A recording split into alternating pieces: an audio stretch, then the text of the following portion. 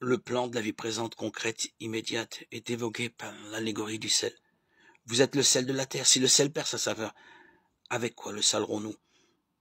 Il n'est plus bon qu'à être jeté dehors et foulé aux pieds par les gens. Matthieu 5,13. Curieusement, nous passons de l'allégorie eschatologique de la ville étincelante sous le soleil de Dieu à la pauvreté du signe que nous sommes en réalité, à sa quasi-invisibilité, du sel. Voilà ce que nous devons être. Sans doute le sel a-t-il une importance considérable, surtout dans un pays chaud où l'organisme l'exige, où l'on constitue des caravanes entières pour le transporter, où il sert de moyen d'échange, presque de monnaie. C'est un aspect qu'il ne faut pas perdre de vue. Mais il en est un autre qui réduit le sel à bien peu de choses.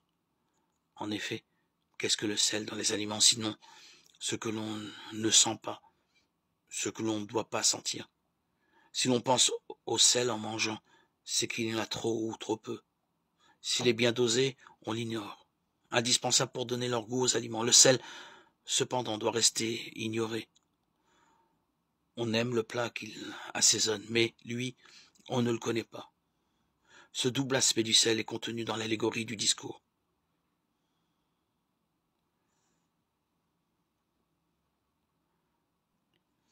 Le disciple doit donc calquer son attitude sur celle de Dieu, qui ne s'impose pas, dont la royauté est le contraire d'un impérialisme. Sa vocation n'est pas nécessairement de prendre en main les rênes de la cité humaine. C'est une tentation constante pour l'Église de croire qu'elle ne peut annoncer l'Évangile que dans la mesure où ses fidèles, en tant que chrétiens, dirigent et modèlent les structures. La notabilité lui semble parfois nécessaire à l'efficacité. Ce n'est pas une tentation stupide, mais ce n'est pas l'attitude de Jésus ni la voie qu'il nous propose. Suivant l'expression de Jésus, le disciple fait partie d'un petit troupeau qui ne se fait pas remarquer par son influence politique. Certes, les conditions et les structures du monde ont changé depuis Jésus.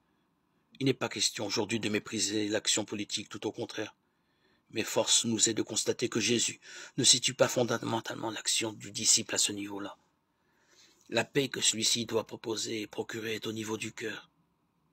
Une réconciliation permanente avec Dieu, avec les frères et avec soi-même. Cela n'a rien de spectaculaire ni de très visible.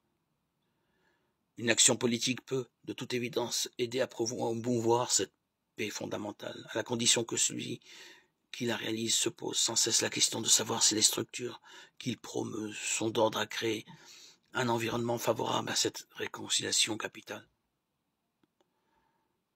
À ce stade, la politique, comme toute autre forme d'action, n'est que moyen,